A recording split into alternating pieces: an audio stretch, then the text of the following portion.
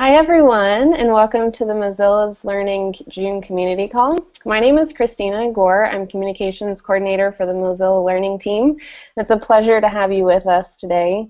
We'll introduce all of our wonderful speakers in a minute, but for now I want to thank those of you watching and participating with us live.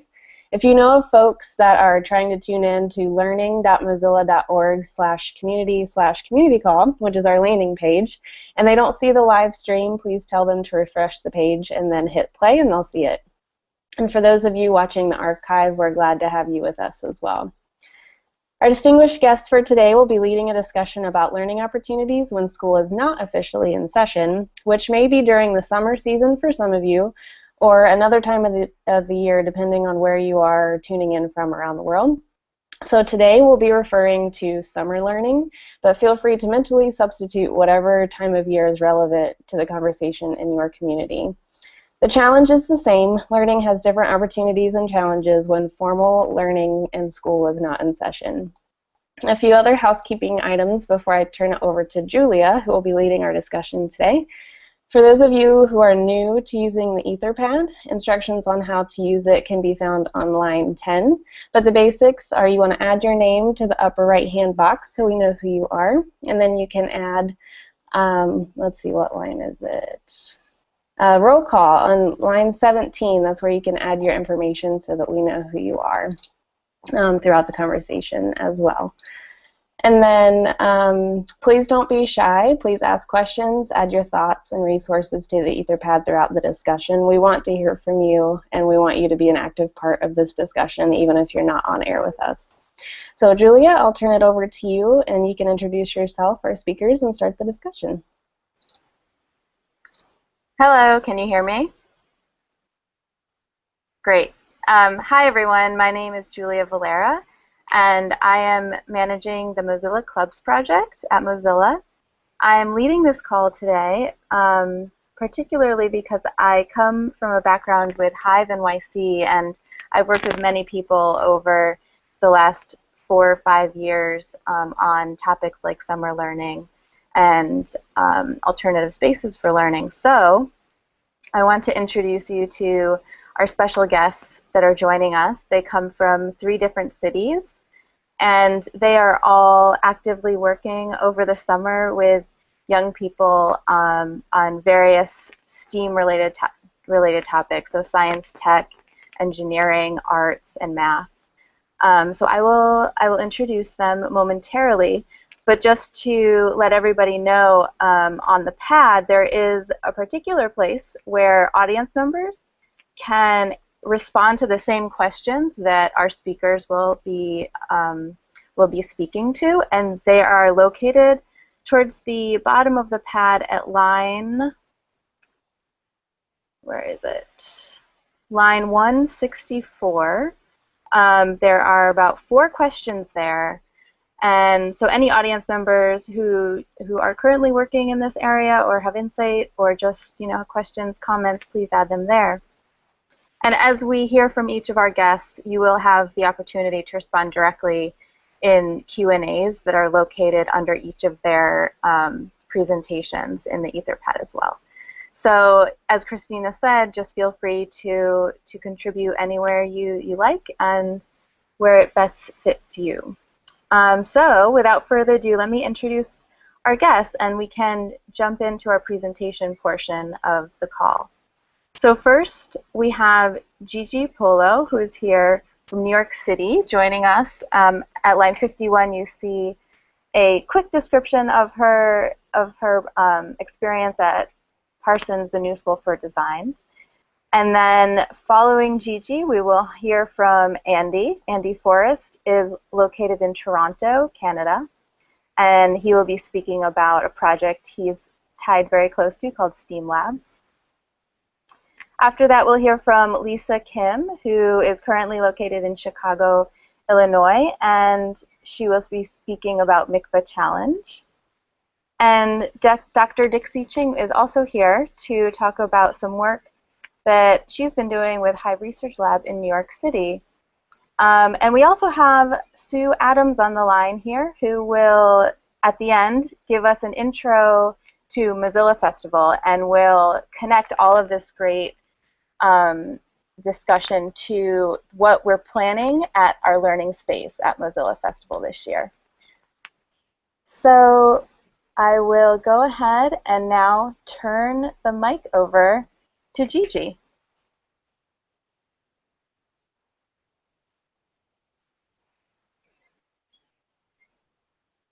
You're muted, Gigi. Sorry, I forgot. There you go. Hi, everybody. Welcome. Thank you so much for joining us today. So I am part-time faculty at Parsons, and this spring I work with a group of very talented young designers, and I want to share with you my experience with the Emoticon Design Fellows. So in this class, I had 20 design students or design fellows, high school students, and they had to apply to be part of this fellowship. They spent 5 months with me working in developing ideas and concepts for the event that happened in June 11th at the New York Public Library. Now, I think the main goals for this program is the exposure, the professional exposure to the students, so they learn not only hard skills, digital skills to develop graphic products, but also what it means to be a designer in terms of planning, in terms of the design process, and also how to collaborate together both on-site and off-site. So part of the process was working together offline in developing concepts and ideas. I want to share very quickly a link of an open source platform that we used when we started developing the concept of human connection, which was the core of this year's event, and how students online in the classroom started developing this map, and then off-site they kept working on the map. So this is Poplet, which is an open source platform that allows people to collaborate. It allows media, videos, notes.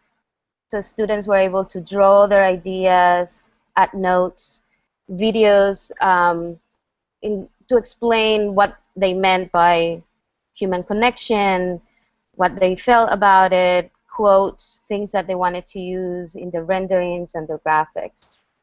So that was part of our design process at the beginning.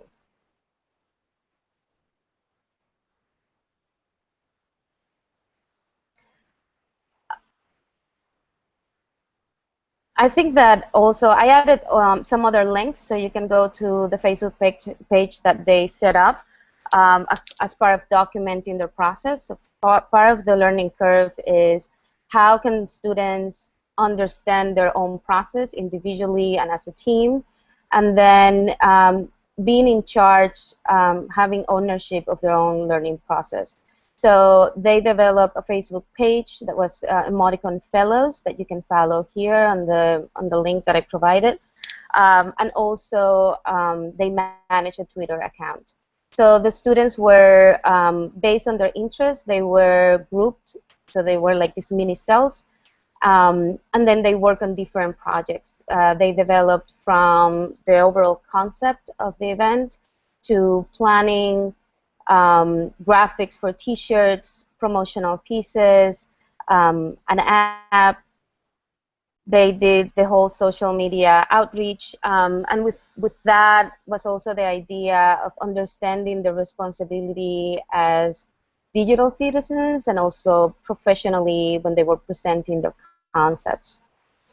I think part of the challenges of this class is when you have 20 students and they need to negotiate ideas, it becomes a little challenging. Also, having to manage or balance teaching technical skills while also teaching design theory and keeping them engaged throughout the process, because I think the perception overall is that design is very fun, and it is very fun, but at the same time there's a responsibility and accountability that comes with being a designer that sometimes is not as clear when they're young. one thing that was really interesting was exploring new technology. So I think that was something that kept them engaged throughout. And one of the pieces that they developed was the trophy and the awards that were 3D printed. So that was a skill that they learn as they go. So they had to do the sketches, figure out how to render them 3D. They had some help. We had a guest who was very generous and came in several times and helped them through the process. And then the pieces were 3D printed and showcased at the event. We're going to start applications maybe around October. And if anybody's interested, you can contact me at niberka@newschool.edu. If you want more information, you can go to the website, emodicon.org. The link is here at the on the Etherpad. And I think as an expansion of this project, just to wrap up, would be adding more open source platforms. Because part of the challenge is when you are locked into softwares that you have to buy, students have to come to school and work there. And even if they wanted to develop more concepts or ideas outside of school, they were bounded by that limitation. So adding more open source technology and things that are more mobile for them is an important aspect. And one course that I'm trying to integrate maybe as a framework is a portfolio course that we developed at Parsons for the same group as, the same target audience is young adults. That's completely online, and it gives students, I think, more flexibility to work independently online and submit things online. There's also a link to that class, Portfolio Space 2015. It's a Tumblr, so you can also explore that. Thank you. Thank you so much. There's a couple questions in the pad. At 91, somebody would like to know what age groups were involved, and 92, what kind of timeline did the fellows work with? So students were juniors and seniors in high school, so 15 to 18 years old. We started working in January till June, so they have several months to develop the concepts and work on producing the final graphics, go through production. They also had to be, they also had workshops on creative writing, presentation skills, because they became, the hosts and hostesses of the event on June 11th. So it seems like a long time, but it's really not enough time to kind of cover all that. Yeah.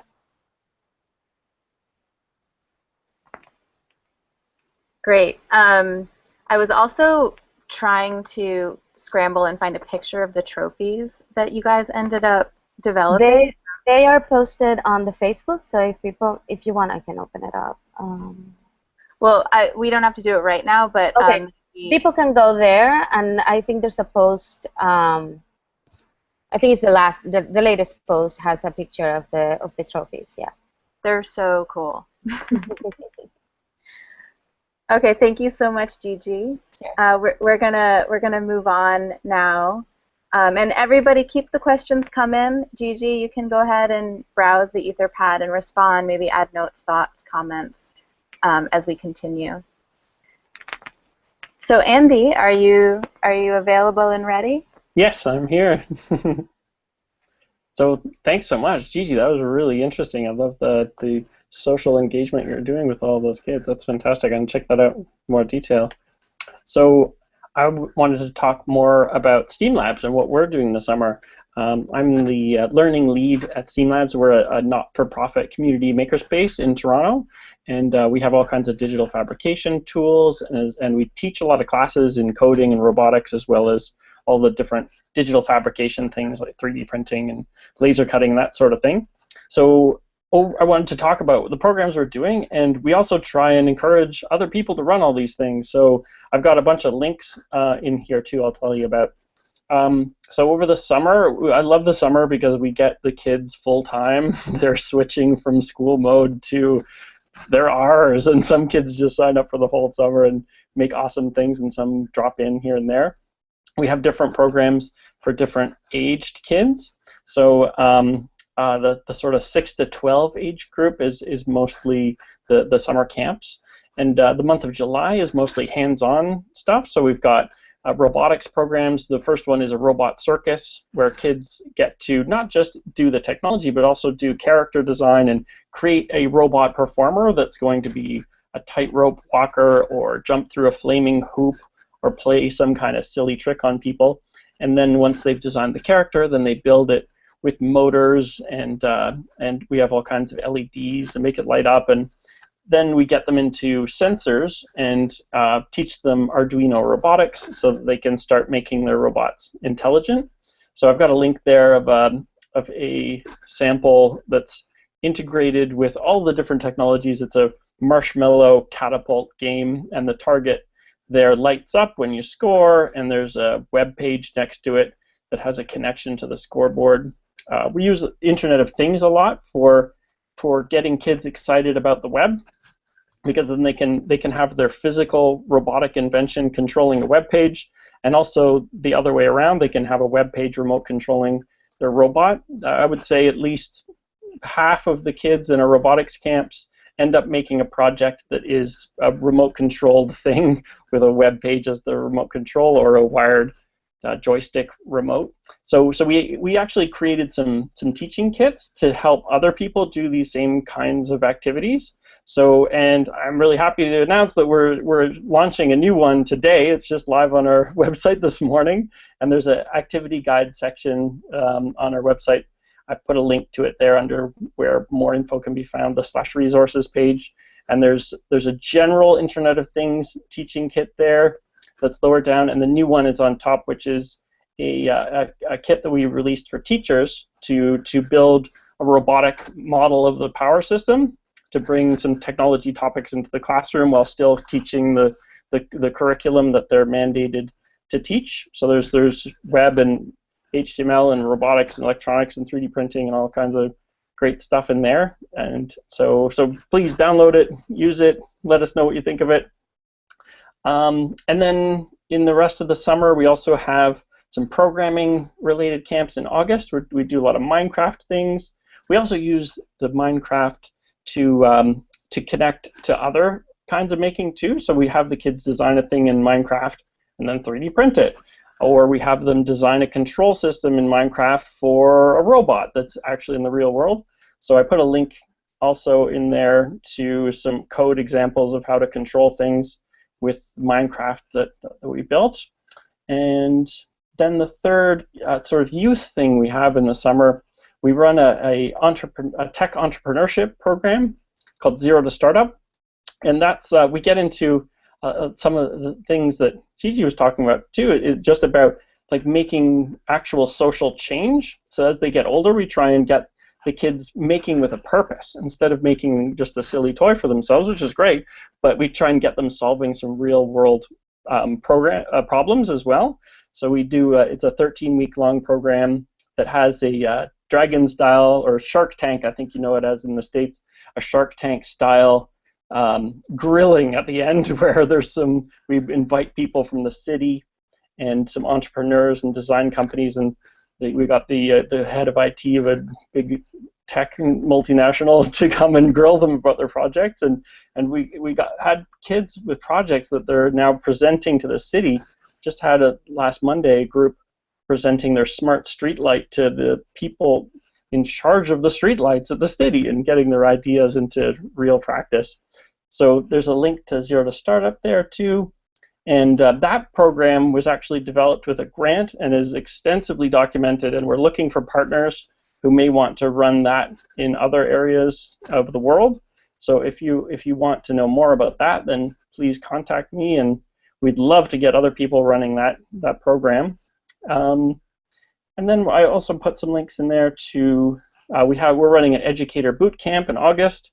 If anyone's in Toronto or wants to come to Toronto for a week and learn some high-tech making things, we have 4 days of general high-tech making, including Internet of Things type things. And then the 5th day is specific training for the Zero to Startup entrepreneurship skills.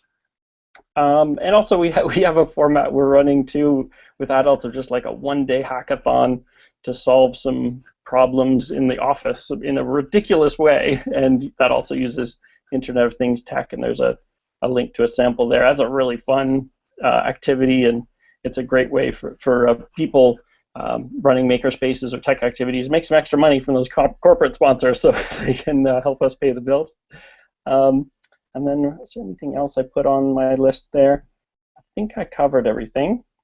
So I guess if there's questions, I can answer those now. So I see some awesome ones down here. Great, okay.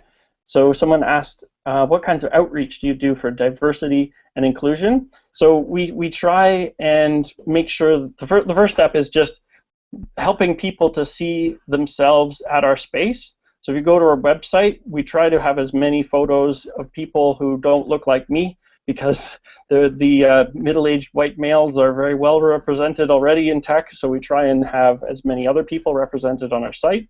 That goes to our teaching staff as well. We have a Powered by Girls camp that's 1 week in the summer, where it's also all taught by women and girls as well. Even we have teenage girls volunteers. It's all so people can see themselves more easily in their shoes.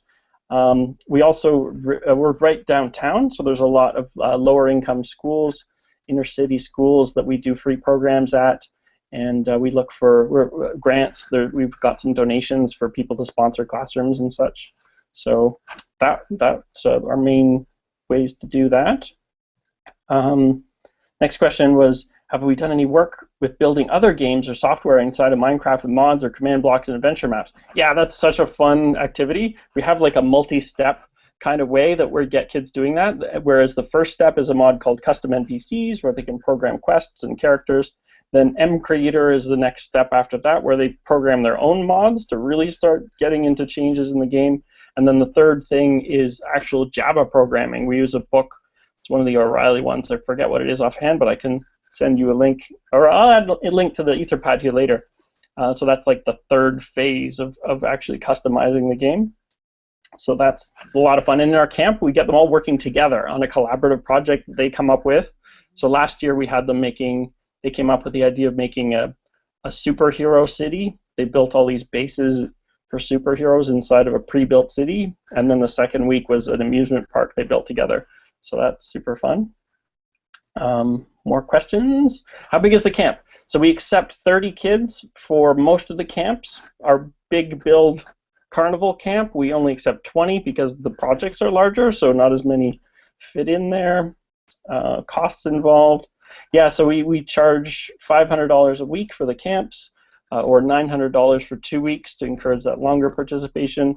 We don't have any funding right now, but what we do is we have a scholarship program that we let people apply for, and then we just decide like how much money do we have at the end of the summer to give out some free spots, some subsidized spots to kids. We're hoping to get more sponsorship for next year and more funding. Where do I sign up to be a partner? Here, I'll put my email address in here, andy@steamlabs.ca, and email me. We can talk more. What is the craziest project you've witnessed students complete? Oh, wow. Craziest. There's a lot of really odd projects. A lot of them, some of them just don't make sense, but are still really interesting. Wow, there's so many different projects. I guess one that immediately comes to mind in terms of, I'll answer the second one first. The most impressive in terms of community impact. So I think the Smart Streetlight group right now are progressing the best in that area, where they've come up with a networked, motion-activated, LED-powered smart streetlight that forms a mesh network, so that it senses if there's motion in the nearby streetlights, and if there's no motion anywhere nearby, the streetlight automatically dims. And then it also has an air quality sensor built into it that has a live graph on a website that they built with real data collection that shows a graph of the real-time air quality throughout the city. And they're actually talking to the city about it. And we've started another project to support them to make a mesh data network, so that they have a data network for the street lights to communicate with. So I really like that because it's a formed from the core of kids' idea, and then they're also pushing it forward, and then there's all these adults kind of helping them, but they're driving it forward. So I like that one the best. In terms of back to craziest project, there's so many weird ones. I like the battle bots that kids come up with a lot. They frequently want to make those into a performance. There's a link there to a muscle activated 3D printed prosthetic hand that one student is working on. I really like those kinds of projects. Yeah, there's also like as your brain keeps working, add them. Oh, cool. Yeah, great. That's like a tricky question. You're like, oh my god, all of a sudden. It is. Go back in time. Yeah, exactly. I have to review them. I like that. There's a politically topical one where there's a girl who's making a board game called Drumpfopoli, where the object of the game is to make Donald Trump change his name back to Drumpf, and she's 11 years old, and she's just putting all of these politically relevant things into her board game, and of course all the pieces are little 3D printed dollar signs, and it's just wonderful and ridiculous. Maybe I should go on to the next question. I can talk all day about those.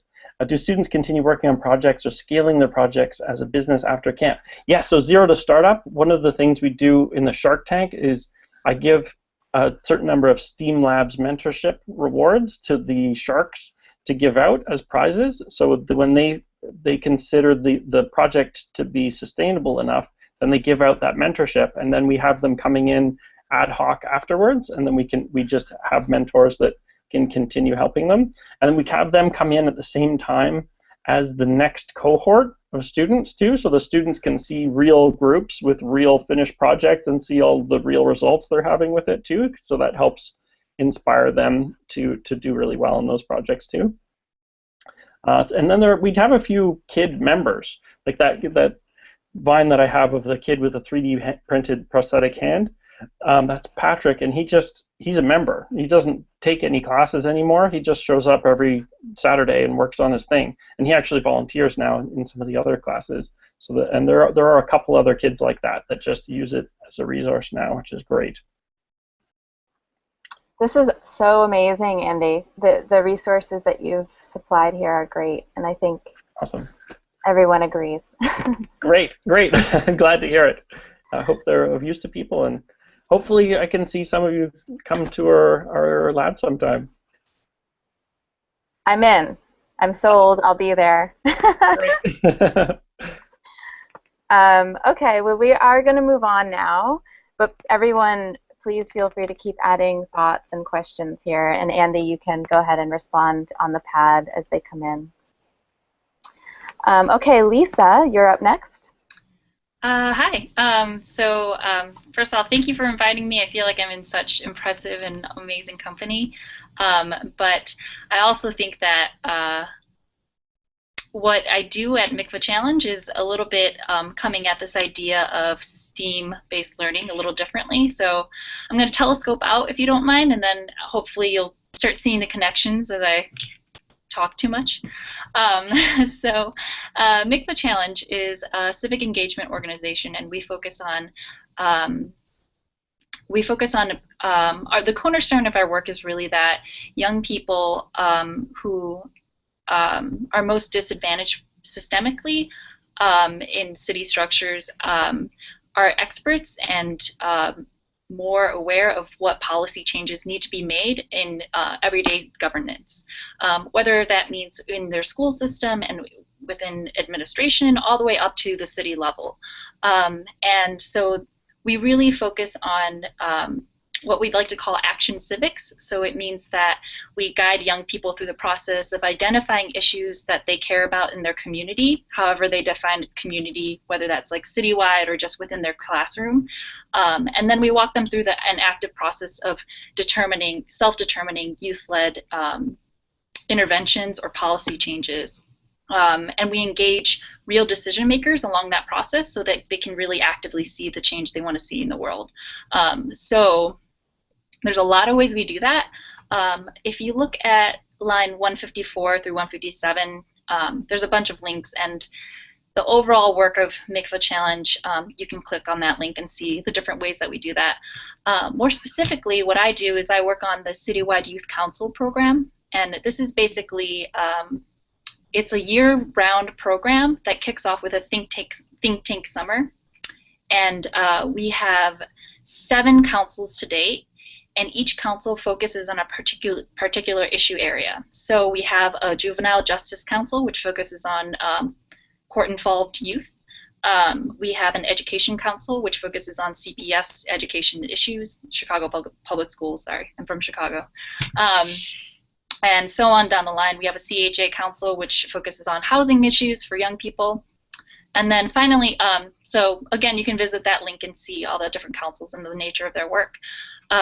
What's unique about my council is I work on the Mayoral Youth Commission, and this means that I work with 23 students who are seated with the task of surveying citywide youth issues and picking a framing question that's relevant for a particular year.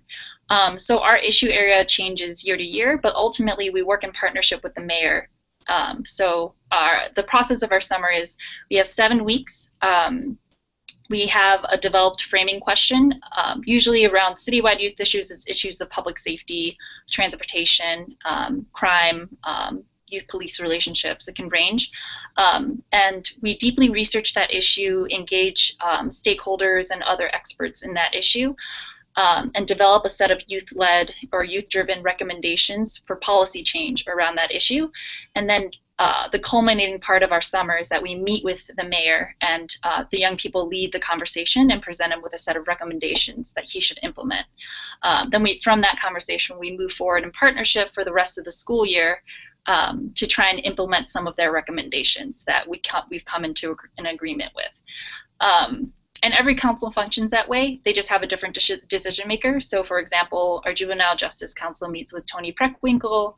Our CHA, which is Chicago Housing Council, meets with the head of the Chicago Housing Authority, and down the line in that way.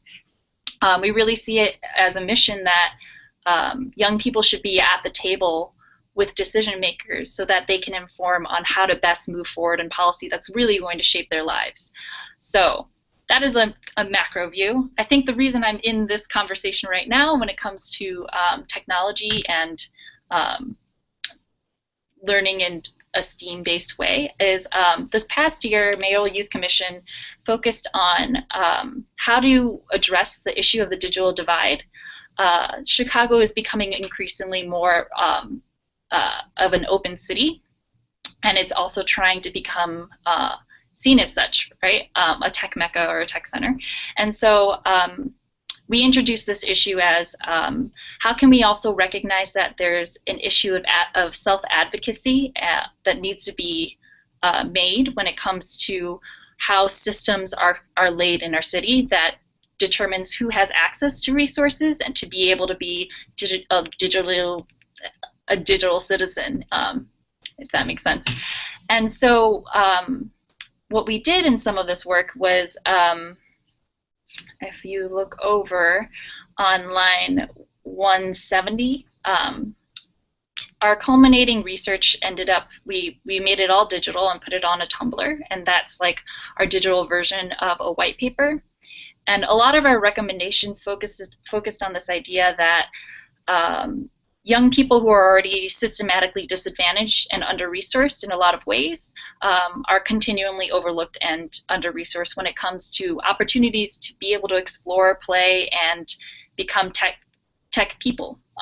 And that's a vicious cycle, because the less access you have, the less likely you are to self-pursue those other programs and opportunities that might be out there. And so a lot of our interventions and recommendations focused on how do you intercede with everyday tech experiences for people who normally are under-resourced, while at the same time demanding for systemic and policy change to recognize that that ownership isn't on the community necessarily, but that's really up to larger systems and decision makers. So one of the things that we worked on was, and this is a nice transition from Andy, you and your work, is we created a Youth Ideas Hack event.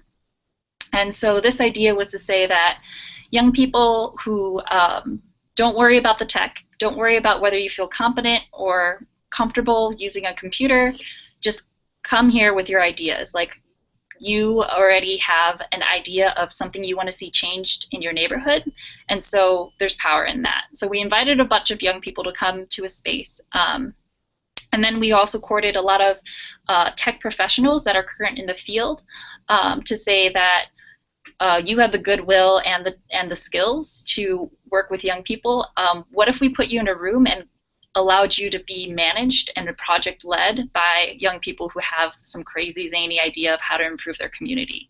So it was a hackathon style event where young people would come up with an idea, have an iterative brainstorming process, and then they would recruit like a roster of adult tech professionals to kind of be their team to help them see their vision through a little bit.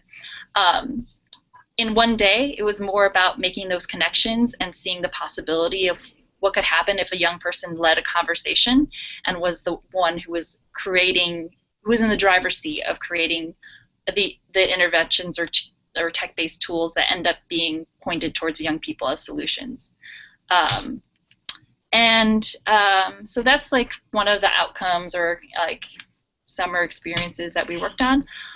This year, Chicago is definitely facing issues that deal with violence and young people and their interactions with police.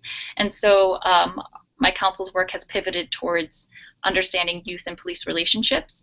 But an opportunity that we've surfaced at MICVA Challenge to continue in this line of how do we empower people who aren't self-described techies or self-described tech starters to start to become empowered as digital citizens is we're having an open data workshop day over the summer where all of our citywide youth councils will have an opportunity to look at the city's open data portal. Chicago is seen as like an open data city. They publicly release lots of their information. So this will be a day where students who will be able to play with open data and see how they can use it to inform their policy work and their recommendations.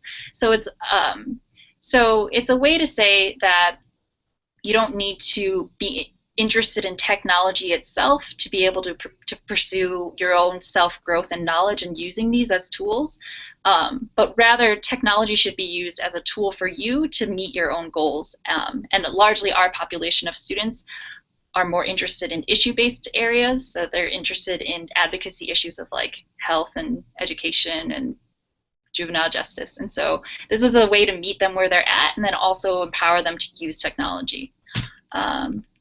Cool. I think that's my summary. I'm sorry if that was a lot. No, that was great. There's a few questions coming in. Great. Gotcha.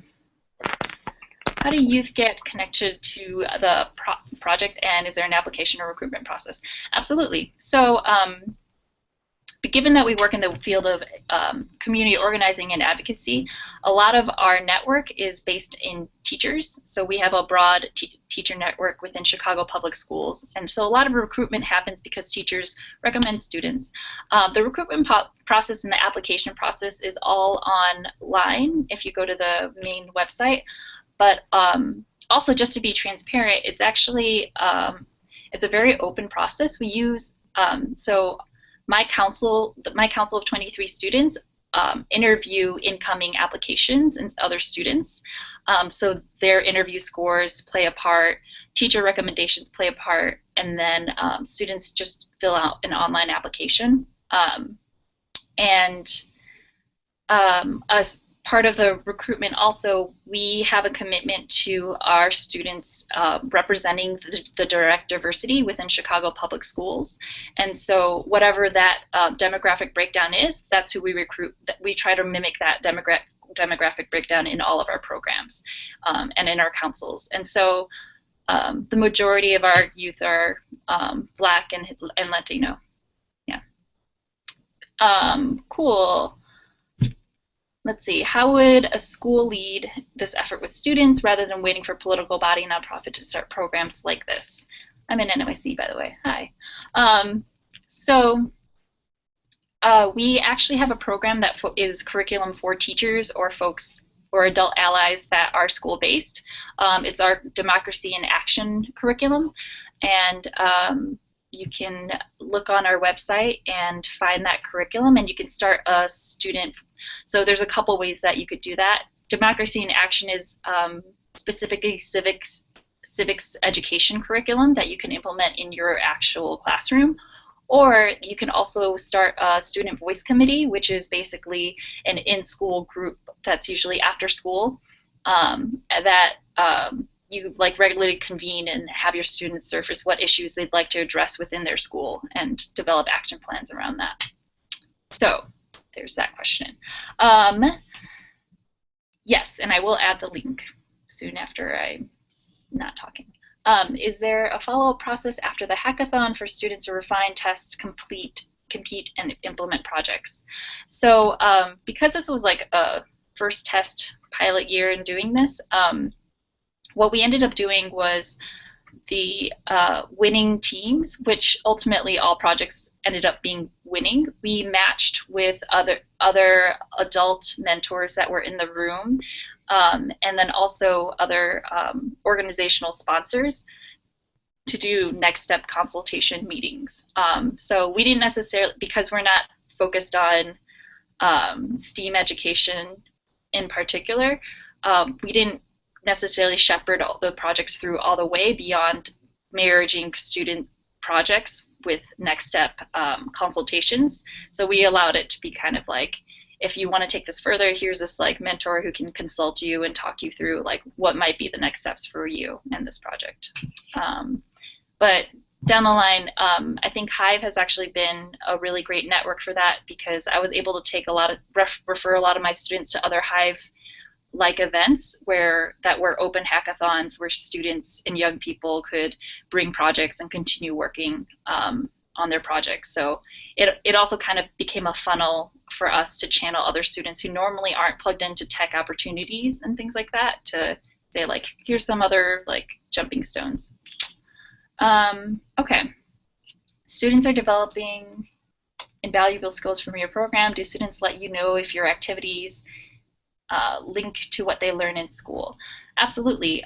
So I think one of the things that we really do, we really encourage our students and our council members to think in citywide scales or larger impact, and that means that we have to survey and better understand what generally a lot of young people feel or want in terms of before we make a recommendation around policy. So that means students distribute and create like questionnaires, surveys, focus groups, all sorts of like informal and formal research methods.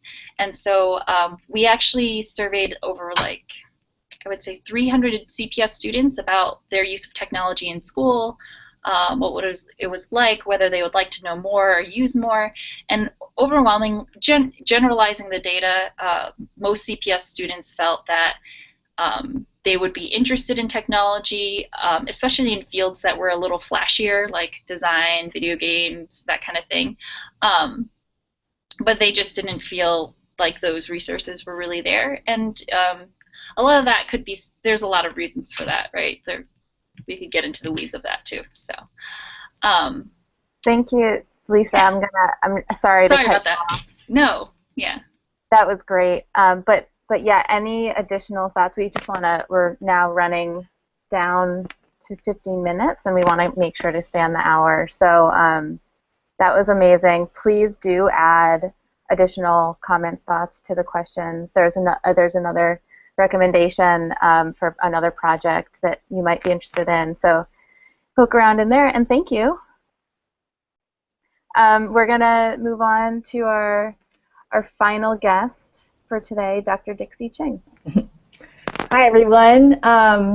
So yeah, I am a researcher, and I'm with this project called Hive Research Lab, and my main interests have been around understanding how to support young people's long-term interest-driven learning and identity building, um, uh, mainly as it pertains to STEM and digital media making. And so when Julia first mentioned, floating the idea of having me join the call, it was going to be around like creating a framework around why summer learning is important, or some sort of research we've done. But I was able to tell her that we were actually involved in a after-school program this past spring, so I get to talk about that. So my research partner, Rafi Santo, and I were invited by these Hive members and good friends of ours, Geraldine Rodriguez and Sanda Balaban, to be a part of their City Saturdays program. It's a near-peer mentoring program where ninth graders in the Bronx were part of this 8-Saturday-long program where they got to go and check out different places in the city and do workshops there. And they were also joined by these near-peer mentors who were either, like seniors in high school, or first or second year college students, or in between, or young people in between schools at the moment. And I believe Geraldine, knew a lot of the near peers. Some of them had gone through programs at the Knowledge House. And so basically, one of the goals of the program was to help young people have a sense of awareness and belonging in not just in their immediate neighborhood, but in other neighborhoods that may be harder for them to get around and get to. And to also understand what sort of opportunities were there, because it can sometimes feel very opaque to young people. As part of the program, young people contributed to this digital roadmap, and I'm going to share my screen and show you a little bit about that. Let's see. So this is the digital roadmap. It's a proof of concept prototype. So this was really just to see if it would work, and for their next iteration, they're going to do the program again this summer. It can look completely different. They're going to build it again from the ground up. But these mark where young people went during the program, and the young people were able to also include commentary about it and photos. They went to places in the Bronx, more central Manhattan, and then this place down here called Magnet, which is part of NYU, the Media and Games Network, and that's where I work. And that's also why they contacted Rafi and me to see if we might hold a workshop there. It's a great space where there's a lot of there's a game design program that offers a bachelor's and master's in game design. There's a integrated digital media program. There's a lot of interesting opportunities for young people. So part of it was about being in that space and seeing what it looked like and getting the vibe. And then while they were there, we engaged in a workshop. So let's see. So now I'll talk a little bit about the workshop that we did. Oh, and I wanted to mention this this sort of invitation for collaboration. When I was talking to Geraldine and Sanda, they were really happy that I was going to be talking about their program, and they wanted to welcome any future collaborations for their summer instantiation. So one way they thought it could work is if anyone wanted to learn more about this digital roadmap and wanted to have their young people also contribute to it. It could be anywhere in the world, in fact, since we're on this global call, and also to make any sort of feature requests. They, again, as I said, they're going to be building it from scratch.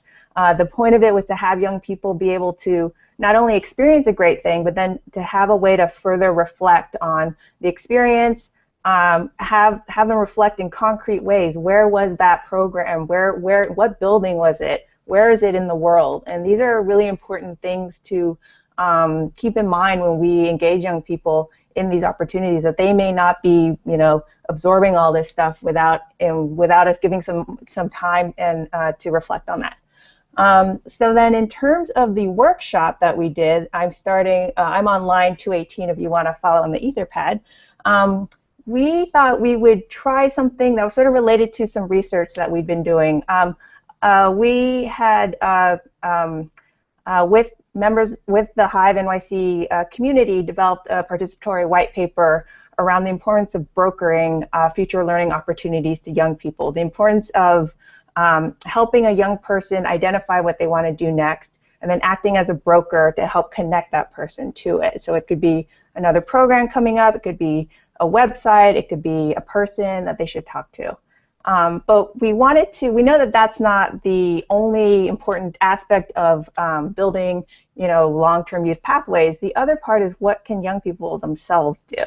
So we thought it would be interesting to engage young people, engage these ninth graders that were part of City Saturdays, and talk to them a bit about what they wanted to do, and then seeing how we might be able to help them identify these opportunities by searching on the internet, and then also seeing where, if that would help them then find like a summer opportunity, because we had done this sometime in the spring. So that's sort of what we had a whole day planned, and that was sort of the middle activity. It was in a computer lab, and I guess I'll go into the brief agenda really quickly on line 229. We started with having them practice what Geraldine and Xander call these hustle statements. So these were these one-sentence statements that talked a little bit about what you're passionate about. It involved aspects of your heart and your mind. So what you were passionate about, and then what you had either done that related to that passion or what you're hoping to do. So based on that kind of understanding of reflection on what they wanted to do next, then we had them go online and try to find what to do. And I'll just and then after that we would have these whole group discussions, and then the final thing we did that day, because it was before Emoticon, the event that Gigi had talked about, we did some sort of Emoticon role play. But I will now share my screen one more time just to briefly show you, because I know we're running out of time, the computer activity part. So, and I'll just, hang on one second, I'll also just show you really briefly an example of a hustle statement.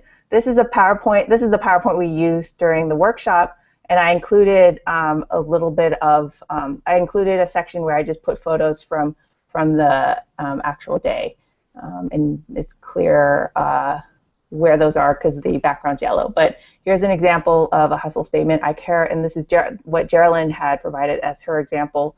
I care about uplifting my community out of poverty, and I'm good at bringing people together and teaching them leadership skills.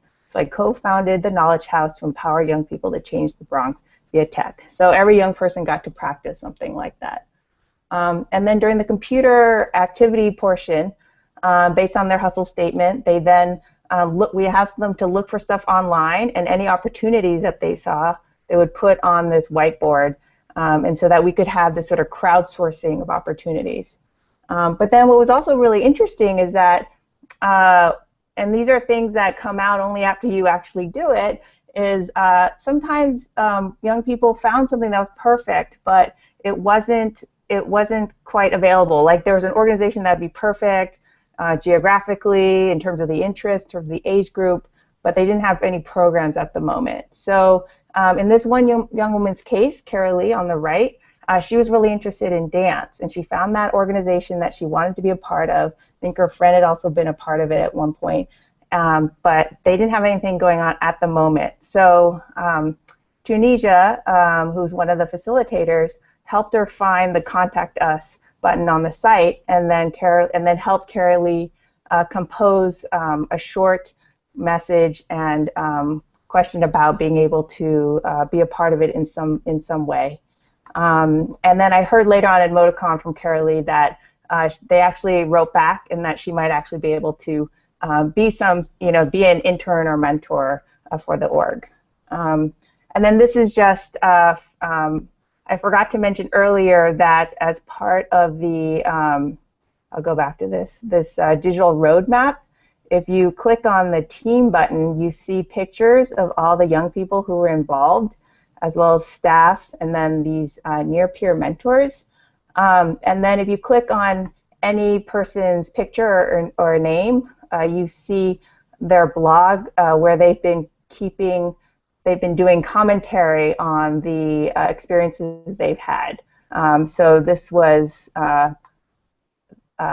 Carolee's experience of being at Magnet, and how she had gone online, found a program called Fancy Feet, and contacted them, and hopefully she'll hear back from them. That's what she talks about in her blog post. Dixie, this yes? is wonderful. We are just... That's perfect. I was done. Okay, good. Yeah. There's a couple questions, so just quickly, if you could maybe speak to one, and then the others you can just respond to via text. It was just, it seems like the project is building momentum, and wondering how you might plan to maintain it into the fall, perhaps, when school starts. Oh, well, if you're talking about City Saturdays overall, they haven't done their summer programming yet, but I can just project that, you know, in a way this is a great way for young people to just start expanding their ideas of what's possible. Just the fact that they go from the Bronx down to Brooklyn, which is a long distance, can help them start to feel like Brooklyn is part of their world, that they could maybe seek out things over there. So I do think in terms of building momentum, possibly they need social support and help from mentors and the facilitators who might keep reminding them that, you know, don't forget to check out other places. But this, right now, the instantiation I just described happened during the school year. So it's quite likely, if Geraldine and Sanda are able to continue finding funding for this, that they could continue the program during the school year. And then the blogging element, I do think I invite you guys to go to the digital roadmap and check out their blogs. They vary in terms of what they bring up, but I do think it's a nice way to reflect and to deepen their sort of understanding of what the purpose of these things were, to help them reflect on whether they enjoyed it and why, and that helps them understand. It helps them make sense for themselves what they want to be, and sort of how they're shaping their identities. So I do think it's actually quite useful. Thank you so much, Dixie. I'm going to have to jump now, but you know, I'm not surprised. There's a million resources in your pad. So thanks for that, and everybody can dig into those. I want to direct everybody to line 299, which is a link to our Mozilla Festival session proposal, and invite Sue to just quickly, hopefully in 1 minute, I'm sorry, Sue. That's fine. Intro that link for us. Yeah, sure. Okay. So MozFest this year, we're planning something really cool and awesome, in that the space is a super exciting space where it's like a fun house that you go around and share your experiences of teaching the web, how you can help educators to do a fantastic job. And these ideas have been amazing. This sharings today have just been awesome. I feel so fueled myself by it all. I've got lots of ideas about what I want to take forward and do now as well. Yeah, we're really looking for some great ideas. You guys are all out there in the field doing it every day, and we need exactly that sort of thing at MozFest. Online 300, is it? There's a link to a great blog, couple of great blogs actually, that explain about what the space is going to be like and what's involved in it. And ways that you can come up with ideas to share in that space would be things like, for example, sorry, just having a look back at my notes because so much was covered in those talks. The soft skills that can be gained, all of the different talks that have just been given, they've all got amazing soft skills that can be gained and shared with children, and the importance of those. And with Lisa's, there was the importance of kind of processing their policy changes and making a difference to the world, and with Dixie, actually taking responsibility for their own future learning and what interests them and fuels them to go on. STEAM Labs was just wow. That's right up my street, to be honest with you. I'm very much about physical learning, but all of these things are so awesome. And then going back to Gigi's at the beginning with design and the importance of design, and all things that we need to share about. And I think I need to stop now. Oh, the link to the proposals, sorry, is on there as well, line 303, to just get your proposals in there and submit your ideas. Yep, ditto to everything Sue just said. All of the ideas that you just talked about are perfectly relevant and applicable to the space that we are hosting this year at MozFest, which takes place in London.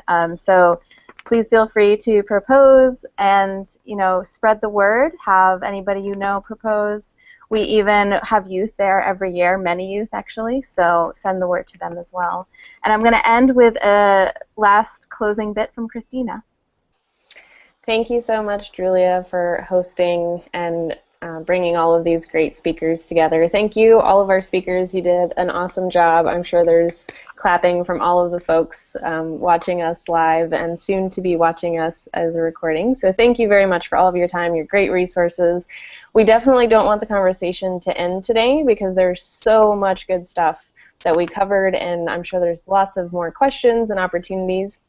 So tomorrow we're actually going to have a tweet chat to continue this conversation and also tie in the conversation we had from our curriculum workshop earlier in the month, which was the same topic.